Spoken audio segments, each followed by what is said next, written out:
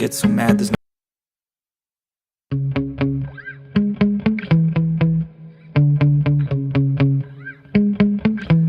yeah. Sometimes I get so mad. Okay, so not fighting with that today. Good morning, everyone. Let's go ahead and get a couple shares out. Fucking microphone. Anyway, let us see.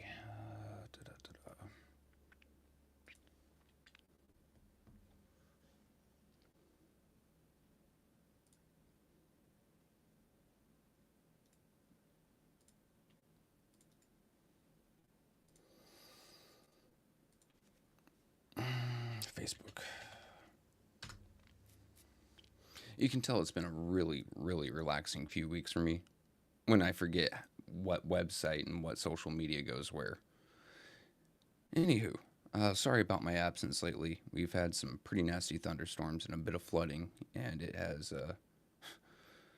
it's wreaked havoc on my internet. So,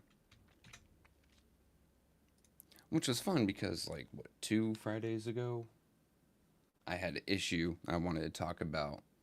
Actually, I think I can still find it. Nope.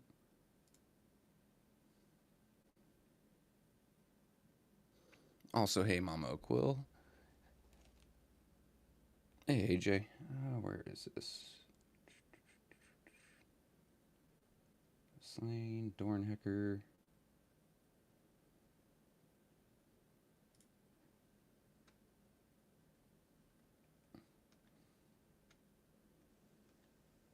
Here we are.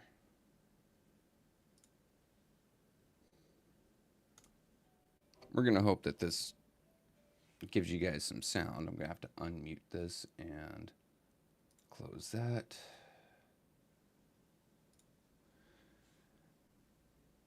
Because we're just going to get into it until my internet, craps out.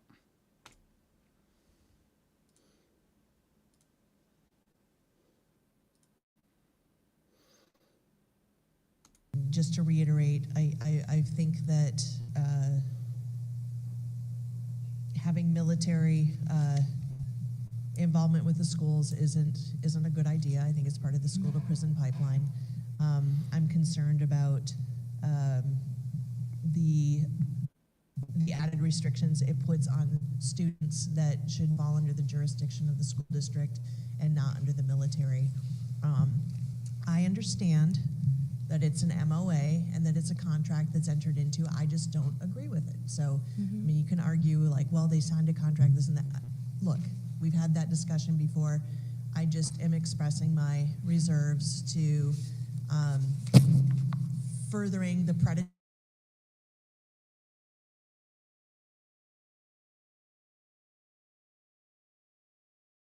There. Don't know the guy, never met the guy, never even heard of the guy, but we got to thank him for bringing this up. And she calls having, get the fuck off my screen. She calls having military on campuses, in this case, JROTCs, or Junior Recruit Officer Training Cadets, on campus, part of the prison or school to prison pipeline. Okay, well, let's break this down in simplest terms. Let's use some logic. Let's put on our thinking hats, as Wentus would say.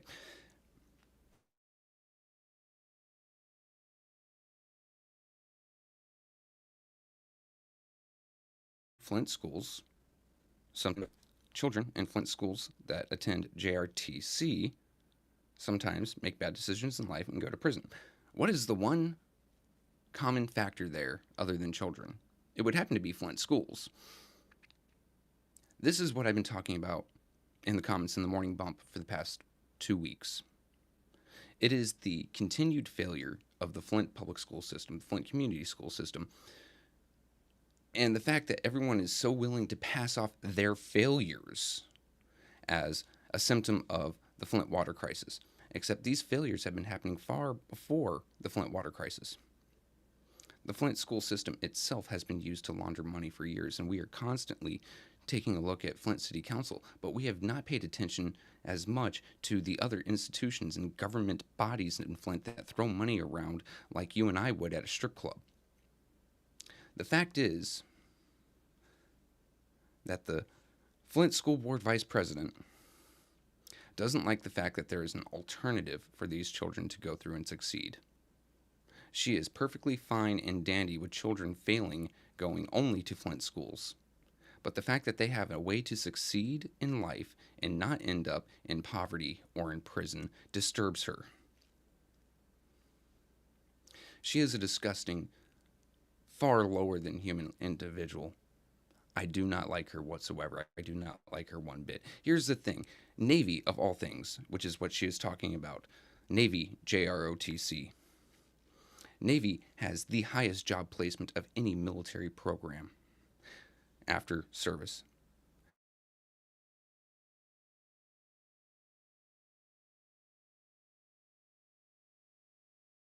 Of any military these children would not see otherwise because of the failures of the Flint's public school system.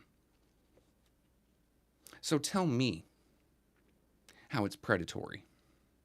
These kids can not only get out of Flint, which is dying, thank you, Flint City Council, can go on to live a successful life with a steady income and have after-service benefits that include free school, where Flint Public Schools, Flint Community Schools, is constantly pimping college at any price to go into debt for life. Hell, you guys have seen Kevin Roy, my older brother. The man is 40 years old. He went to school for a bachelor's degree, 4-year degree. It was $60,000 in student loans, I believe.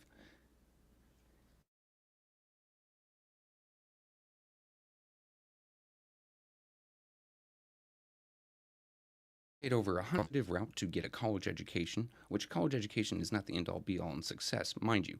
However, if these students decide to go into the military and take an alternative route, a little side quest, if you will, to get ahead in life, to get into that college, to get a degree, to try to further themselves, she takes issue with it because they aren't going in debt. She takes issue with it because these JROTC, God, I don't even know what they're called. They're not drill sergeants.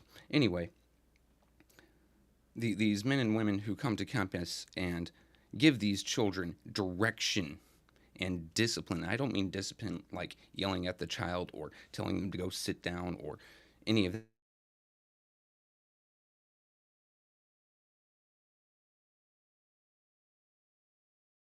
As in rules does.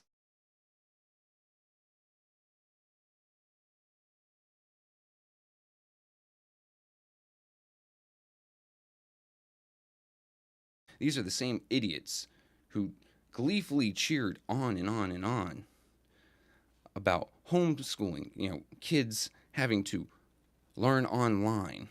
So these idiots didn't have to go to work. They could just wake up, throw on a shirt, a bathrobe, grab a cup of coffee, turn on their computer, and be lazy and try to teach from home. And they did it for 2 years. Tell me that didn't ruin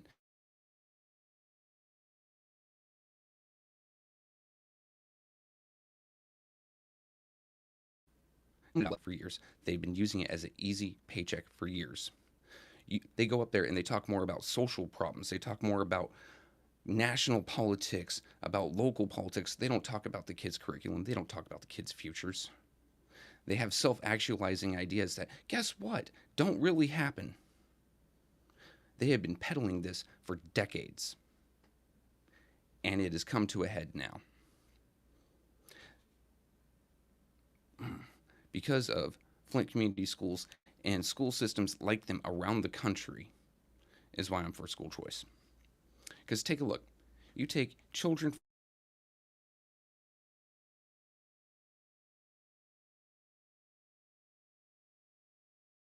and you put them in any other, whether it be going to Burston, whether it be going to Grand Blanc, whether it be going to some of the private schools, wherever you put those kids outside of the Flint Community Schools, including GISD, they flourish.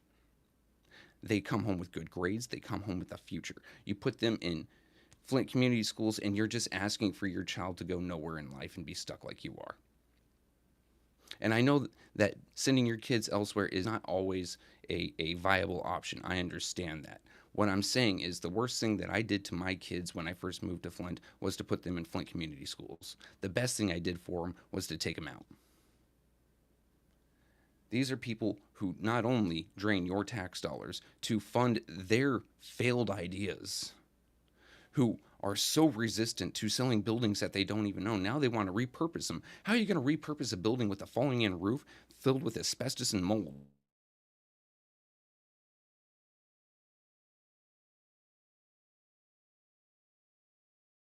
The cost to clean it. This is the most stable school board in years. You know, most of those people on that school board, well, at least 3 of them, were there when they were throwing blows over ESSER funds. Yeah, this is really fucking stable, isn't it?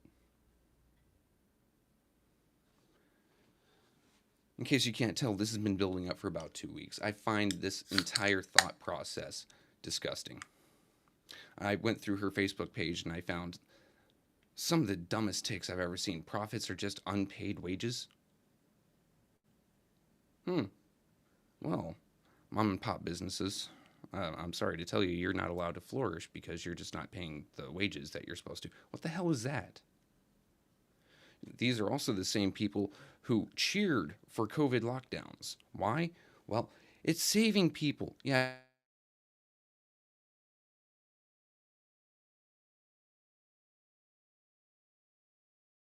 Businesses such as Target. So, how about Home Depot? How about any of those that would deliver to your home? Those are the ones that continued on to success. That was government mandated corporate welfare. And that idiot cheered it on.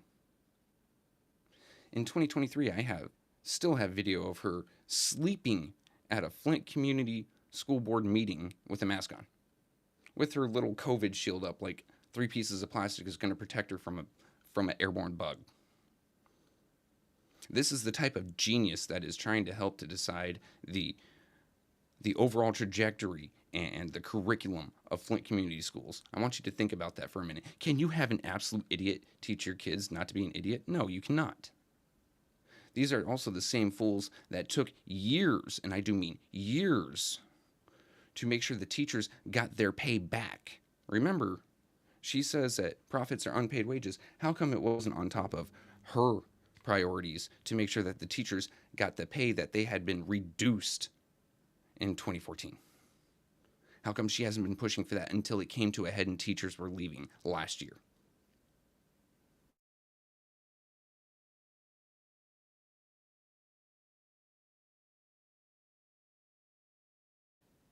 This charge of trying to educate children is disgusting. It's like trusting a fox not to eat your hens. It's like trusting a crackhead not to steal your watch. I don't understand this. And the fact that she's still there is troubling beyond all measure, beyond all words. And hopefully in 2026, her ass gets booted out with the rest of the trash. Speaking of trash, let's go on about Liddell Lewis for a little while. And mind you, I'm just trying to get this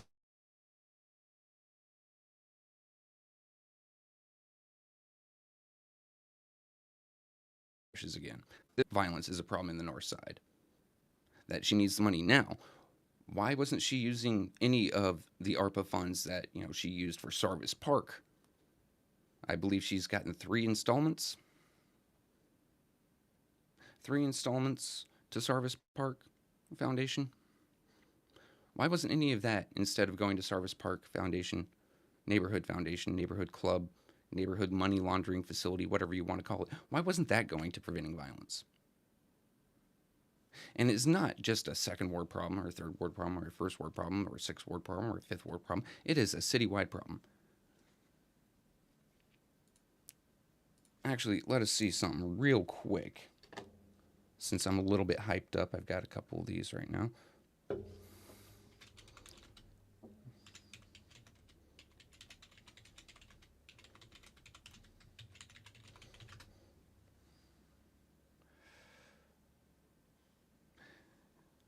As an AI overview, yes, Flint, Michigan has been consistently ranked as one of the most dangerous cities in the United States, particularly for violent crime, with multiple sources citing its or its high crime rates. Here's a more detailed look. Here, let me go ahead and share my page so no one says I'm just making shit up.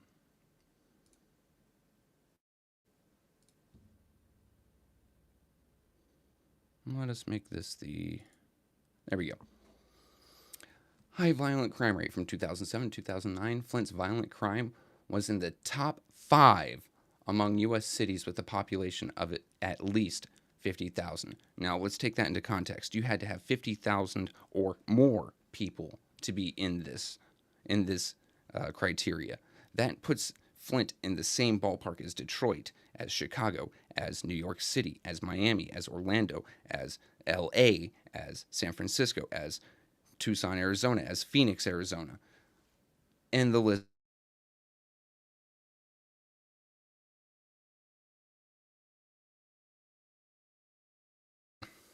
1,000 residents with 2,392 incidents of violent crime. Population, Flint had a population of 102,000 in 2011. Here's other factors, something that Flint could be doing right now. Flint is also known for its high poverty rate and unemployment.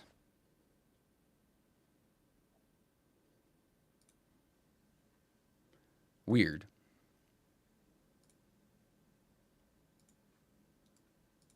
Great, I'm fighting this thing again. There we go.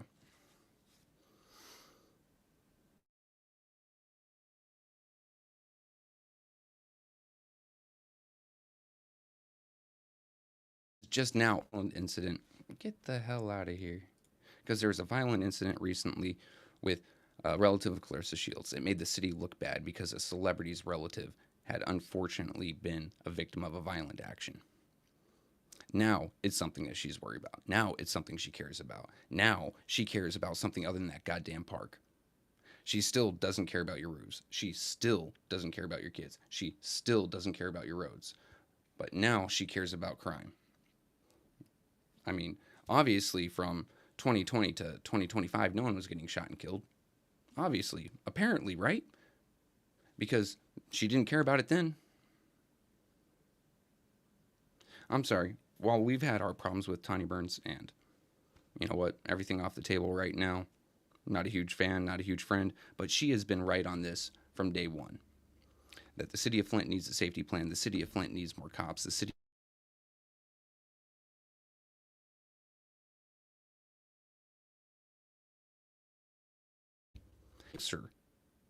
on an hour-by-hour basis in the city of Flint. How many times have I broken down how many square miles each patrolling officer has to cover by themselves in the city of Flint? And now it's a problem? Now it's something that we need to worry about? How about should have been worried about the entire goddamn time?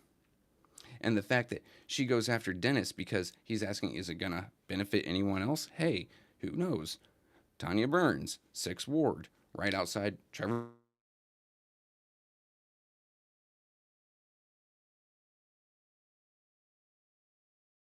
Young woman was and 3rd Ward could definitely use it. Jon Snow, who's come in here time and time and time again, who is on his own podcast, Flint After Dark, giving the shout out to the man, has shown the violence. Our own coverage, or maybe not ours, but coverage that has found its way into Flint Politics Reboot as well as 810 News Media Group, has shown cops show up at the Hasselbring Center worried about the elder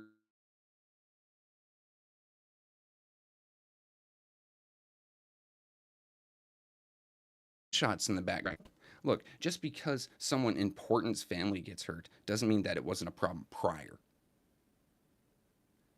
Every week, it feels like there's a shooting or 3 in Flint. And this was something she didn't care about until it made her look bad. And when Dennis had basically said the truth, hey, is this going to benefit anyone else? Because there's crime in every ward. She decided to go off on him. And he rightly had enough of her bullshit. He told her, okay, fuck you. And she goes off, oh my God, how dare he?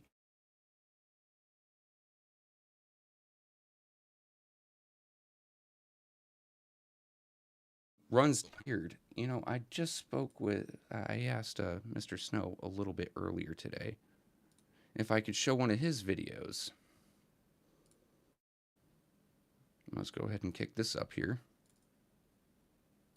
You don't have much of a life as you post anonymously a series of lies. What your mother should have done was swallow you or left you on the mattress. Have a good night.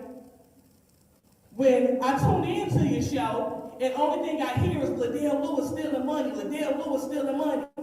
And then you're telling people that I done walked out on some Let's just get kids to the fun part. involved in a house fire. Boss. Investigation. Scrolling back. Roll.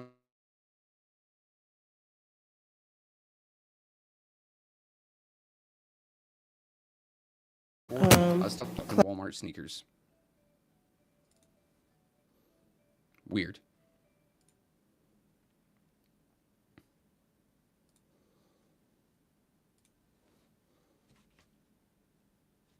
Instead, now we have a problem. But she keeps on going after Dennis. Oh, he called me a monkey. No. Stop playing the victim. Especially when you're as butch as you are. You could probably take 3 men. Take that as you will. But she could probably fight off 3 men, no fucking problem. She is not a victim. I've seen her victimize several people in those very council chambers. I've seen her go after several people just for disagreeing with her. I've seen her kick people out. I've seen her go after the elders and the seniors. I've seen her go after Mays.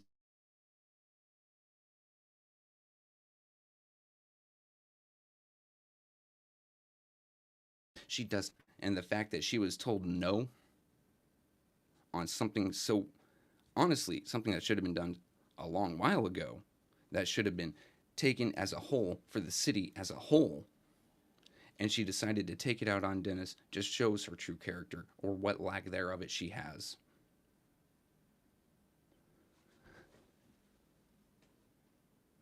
And Dennis called out, okay, driving around a new Cadillac. Okay, Dennis was wrong. He misidentified the vehicle. But I just took a look, and if it was a brand new 2024, what'd you call it, a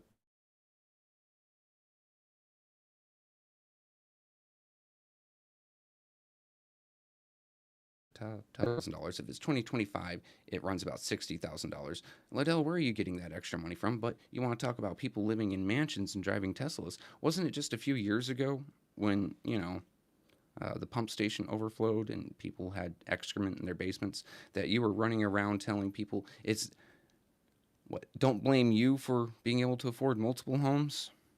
And now you're talking about a man who has done well for himself, who can afford to buy a Tesla, who can afford a nice house, and now you're saying, well, we all don't do that.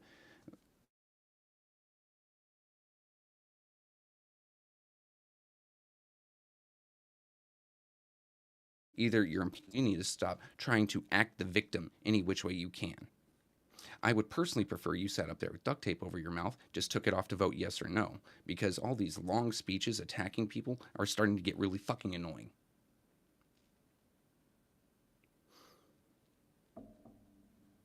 See, now, it's been a long while since I've gone on a very continuous, angry spiel.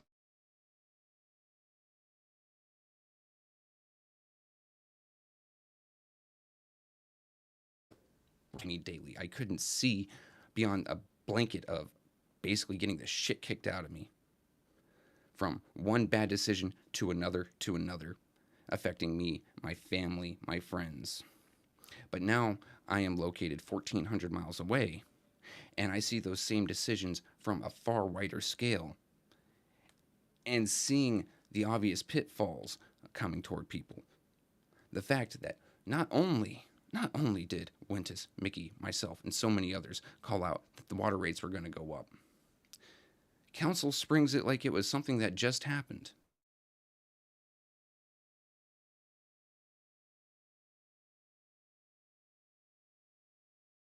It's been income taxes are about to go up. Because a population of 87,000 is the most current census data I can get. And they have an income tax of 1% or 0.5% if you work in the city of Flint but live outside of it. And yet you have a very high unemployment rate. And while you might have a corporate tax and a business tax, do you think that's actually going to cover the budget that we're looking at?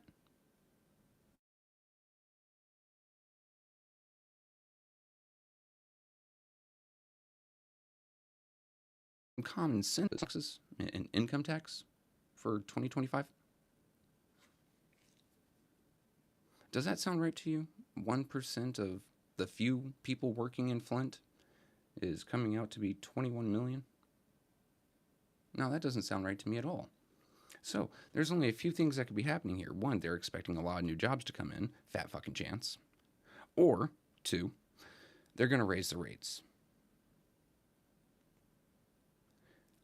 And then she decided to go after Dennis and him telling people to move out while you can. It was a good call on his part.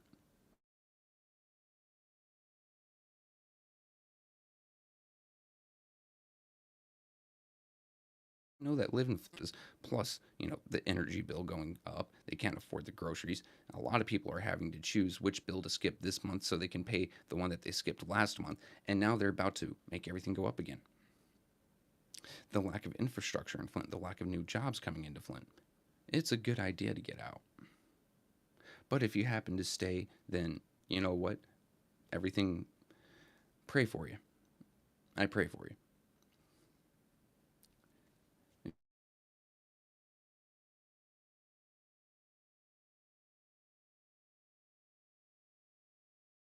Flint, it is a constant attack on people who have lived there their entire lives, who have wanted to flourish in Flint, who want to have family in Flint, and is a constant attack in trying to either tax them out or move them out.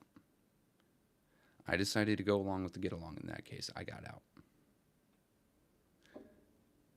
I see a lot of friends. I talk with a lot of people on a daily basis that still live there, and a lot of them are telling me, I don't know how I'm going to make it. I mean, you've got Ashley Capital building these massive warehouse projects. Each one, to me, kind of looks like an Amazon. I think one of them is almost guaranteed to be an Amazon. But that's not going to bring a lot of jobs, I'm sorry to say. Especially for folks of Flint. Because they'll just recycle you. And then they'll just start hiring from Burston. They'll start hiring from all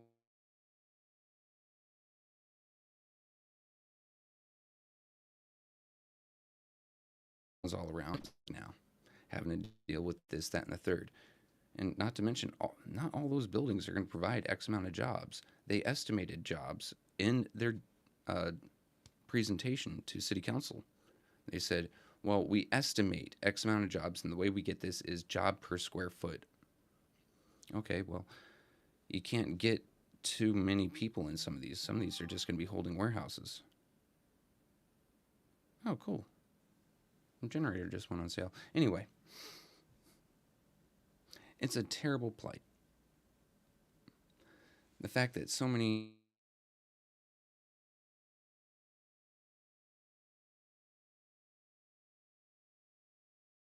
up, I want to say November 2023, because they were behind on taxes, people living in them. It's the same process as Maurice Davis keeps on saying, which reminds me, tune on into the Morning Bump Thursdays with Maurice Davis. Very big point of pride here. Love to share a platform with him. He's a great guy. He keeps on dropping nuggets of truth. They're trying to get the old folks out. They're trying to break up the old people. Mickey was saying that continuously today. Now,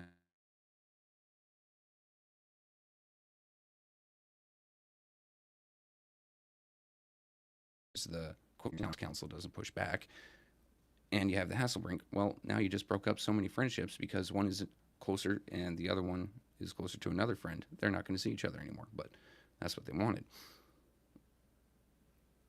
Davis keeps on bringing up things such as you need to freeze the taxes on people on fixed income.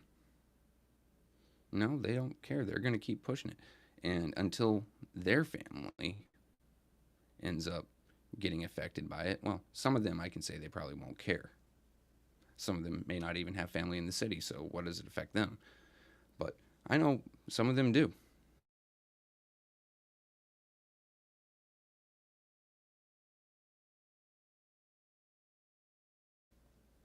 And their spouse, getting older, has to retire. How are they going to pay their taxes? Or is that your problem?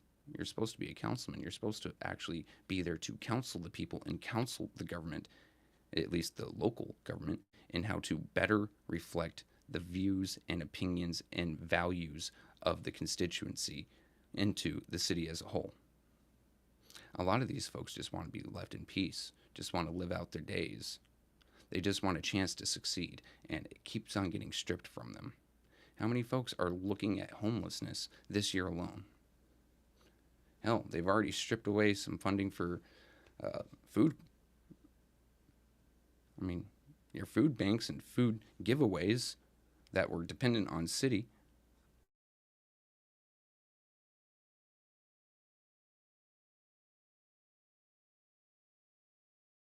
Away that funding, other than to turn Flint into a ghost city and sell it off. That is the biggest disaster I can think of. Because growing up, you would always hear things about Flint, Michigan. Oh, it was part of X during World War II, pumping out tanks and jeeps.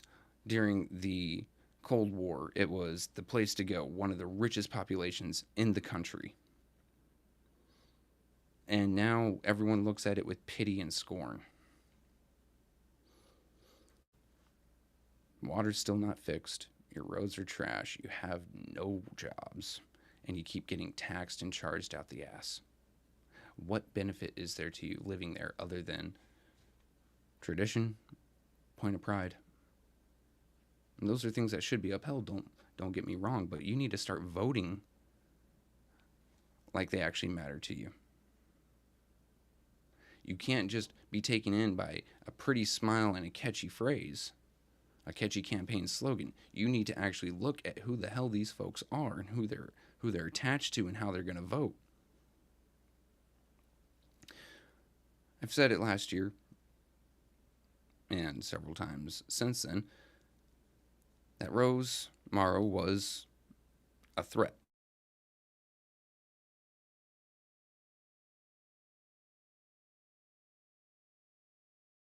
It's a threat to these.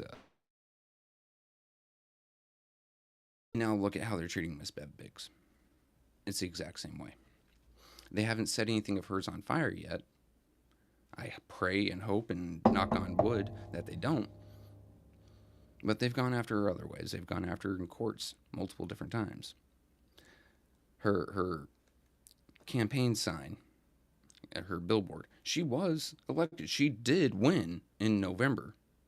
Re-elect Ms. Beverly Biggs. But they went to the Secretary of State and had that taken down in courts. Okay. Then she was appointed. Leon said Bev Biggs. And instead of Davina following through with the vote as they should have, because he said Bev Biggs, a vote is a vote.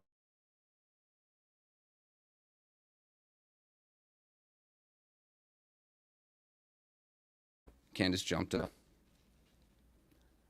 So that's twice now that she should have been in that third ward seat. Yes, re-elect actually means something.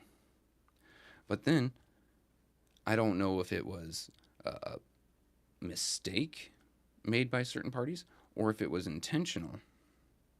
But sabotaging Ms. Bev Biggs with letting a video slip out, that got a PPO put on her now. And I've said it time and time again. I think that honestly, that PPO is going to be used to keep her off the ballot. Why? Because if she cannot be in the same proximity as Leon El Alamin, what the hell is going on in there? Anyway, if she can't be in the same...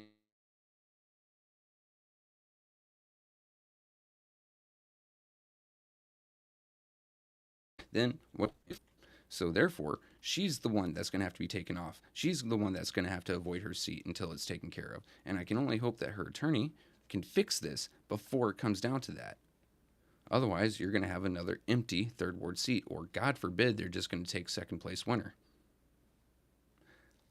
Take a look at everyone else vying for that seat. Take a look at Rich. Take a look at AC. Take a look at Carrie. Take a look at the ambassador. Do you trust any of those to walk and chew bubblegum, let alone have your best interest at heart? Or to vote for your best interest? Whereas Ms. Bev Biggs has not only gone out of her way for her own ward, but she's also gone out of her way for the 9th Ward and the 2nd Ward repeatedly. She has done this to try to better the condition of the city of Flint. For the past 2 years, she has been there as a warrior, day in and day out, during hot summers and cold winters, during snowstorms, gathering signatures to get people recalled because she doesn't think that they're doing the proper thing for the city of Flint.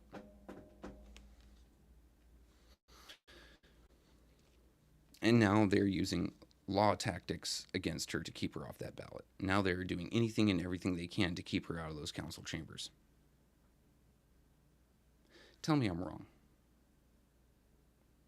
Seriously. You see the folks you see the council members sitting up there when they're supposed to be appointing, and a lot of their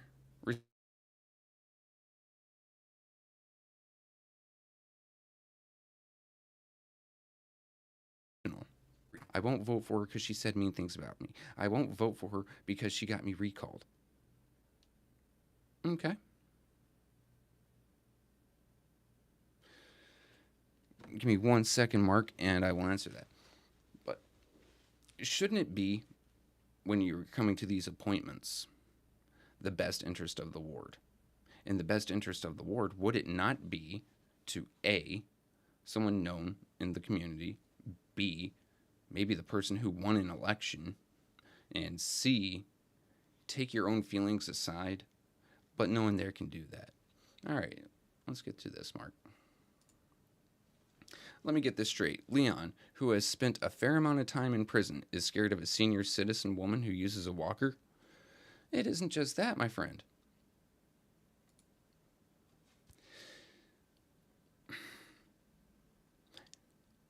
You gotta, there you go. That's the point. Leon, who open carries a Draco, is scared of Ms. Bev Biggs. Yeah, he tried claiming stalking. And then he put on an address that is outside of his ward on the PPO. And then, not only, so either he lives at that house and he doesn't live in that ward, or he didn't put his home address. Either way, that's a mistake in paperwork. And it therefore makes the PPO irrelevant. But also, they put on there, on the PPO, Ms. Beverly Biggs Levy and her family. No, on a PPO, on a personal protection order, you have to list each and every individual that you want protection from. By name. Not by association. By name. Therefore, that thing is already fraudulent. It's already just a piece of paper. But until the court actually looks at it and says, yes, this is correct, this is fraudulent, Ms. Bev Biggs still has to play by the rules. So yeah, that needs to be expedited. Otherwise, even if she is elected, I do not think that they will allow her in those council chambers, that the cops will escort her out. And 3rd Ward will once again be without representation, will still be stuck at that 4-4. It is a desperate gamble, a desperate last-minute play to try to keep that 4-4 or to flip that seat back to them because they need to be spending that money. Mark, it doesn't have to make sense, my friend. And here's why. In Genesee County, it doesn't matter what you can prove, it matters who you know. We've seen it over and over and over again with these court cases. There is a solid complaint with a solid background, with solid evidence, and it gets thrown out over the most spurious of bullshit. Constantly. It isn't what you can prove, it's who you know. Well, who do all these judges know? He happens to be bald, short, and resides downstairs in city council.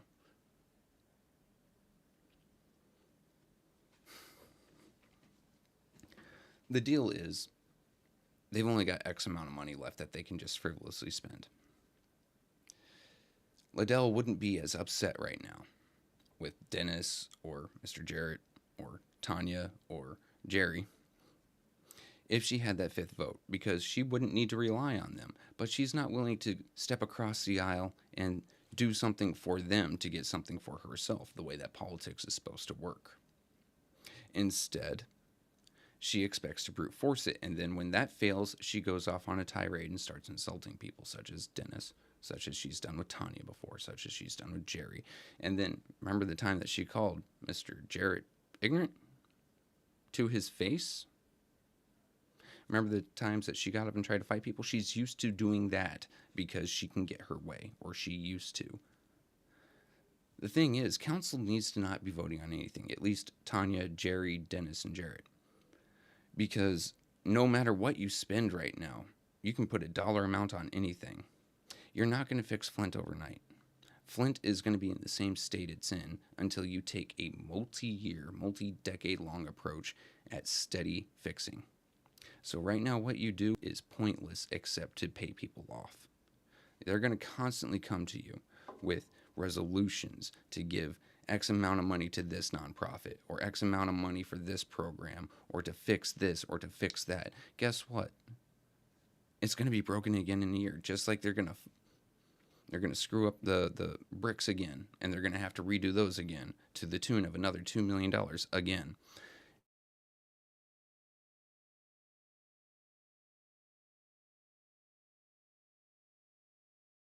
Is going actual time frame that you would expect a road repair to hold. It's going to be short of a year. Why? Because these contractors know that while their friends are in power, they can keep getting the same contract over and over again. It's the same thing with I-10 in Tucson. The entire time I lived in Arizona, they were doing continual improvements on that highway. Why? Well, the money kept coming. There were men and women who made their entire Department of Transportation road crew careers on one 3-mile stretch of road.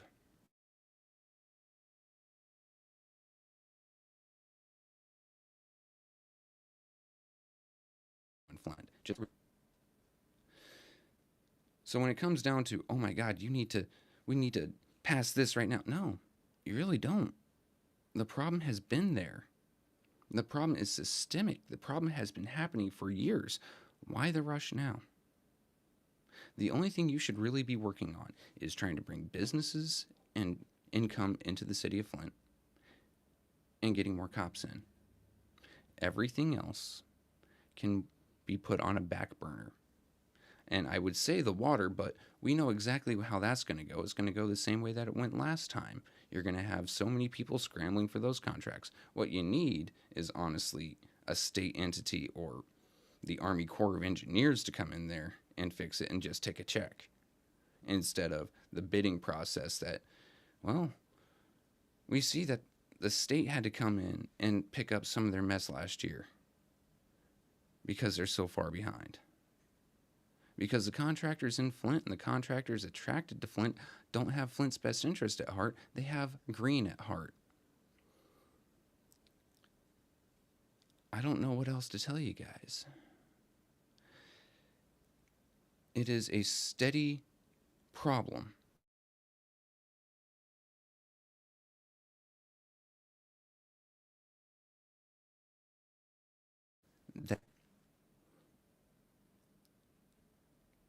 And it is a steady problem that you can't just turn around overnight. It takes a lot of commitment. It isn't just one vote and fixed. You can't fix any of these problems overnight. You can't fix any of these problems in a year. Honestly, you can't fix any of these problems in the tenure of a council person. You have to have a plan. You need to sit down with your companions and cohorts, maybe at an informal city council meeting, discuss all the problems of the city and come up with a working plan for it and start passing resolutions based off that. But you got to do it from a position of power. Because if you try sitting down into a 5-3, or 5-4 5-4. So assume that third ward seat is still on Liddell's side. You're just going to be talked out, yelled over, and pushed out. If you come into it from a position of power, you can dictate terms. And you can dictate, yes, we are willing to do X to get Y. Because most of you, I'll count 3 out of 5 there. 2 of them are the ballpark's out. But most of you are decent people, and you understand that all wards need something. And that you can't just shovel or rake all the money into your own corner. I think most of you would understand, okay, First Ward is asking for something. We can guarantee that that something gets passed if we can get his vote or her vote or their vote, depending on the time frame, to work on doing this with us. To work on cleaning up the city of Flint, hiring more cops, lowering crime, bringing in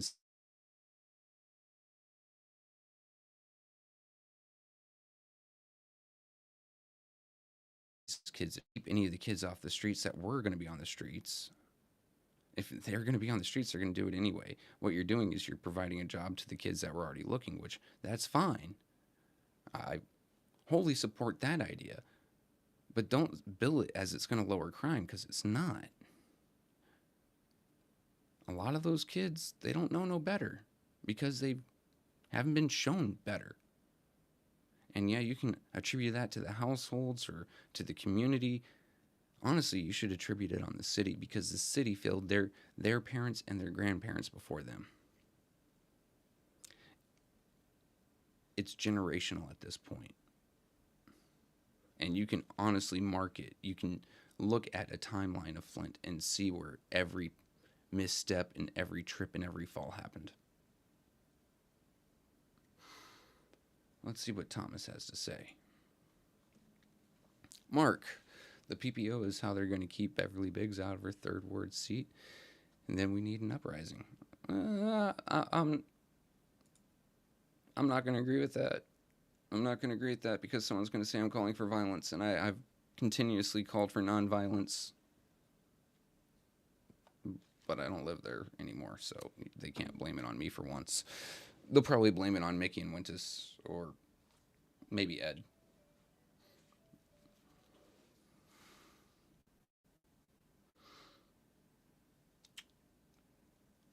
I don't know what else to say, guys. It's been a long 2 weeks. It has been a rough 2 weeks. And I'm not talking about for me. I sit here every morning, watch the morning bump. I'm the guy that puts the thumbnails up and makes sure everything's monetized. I'm doing all the background stuff. I'm watching this as it happens.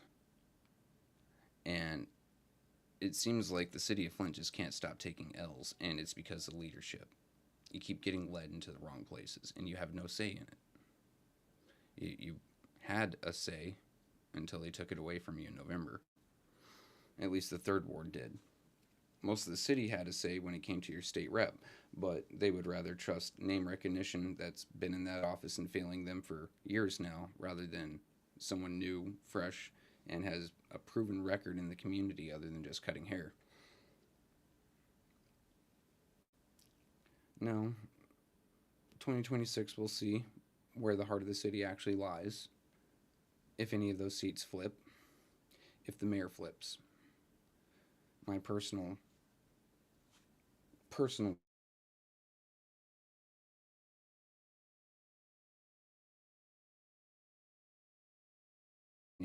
Miss second ward is seeing Bev in the third. And then you can pretty much keep everything else as is. Because I know that the 3 people I just mentioned have empathy and can feel the same pain as others or feel for others. Whereas 2, Leon and Liddell, are in it for themselves. If Leon disagrees with you, or if he thinks he's about to have a disagreement, he'll bring an entire ass Draco. Remember, his entire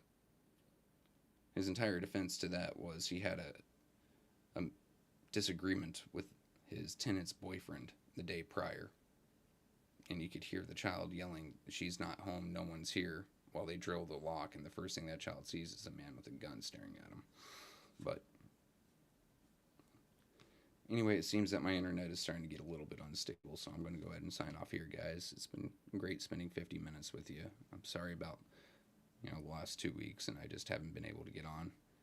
Hopefully, by the end of April, I should have fiber optic internet, be a lot faster, be a lot more stable. Won't have to worry about rain or raccoons or alligators or possums taking off with my internet lines. Stay tuned this weekend. I think Mr. McCants is going to be on again. Next week, Mickey is going to be doing, I think, 1 or 2 solo shows, Wenta said this morning. She could have just been playing around. I don't know. I only talk with Mickey at this point. Wenta is so busy. But kick back in for the morning bump. Next Tuesday, obviously, Justice Unlocked with Ms. Jewel. I'll catch you guys in the next one. Until then, take care of yourself.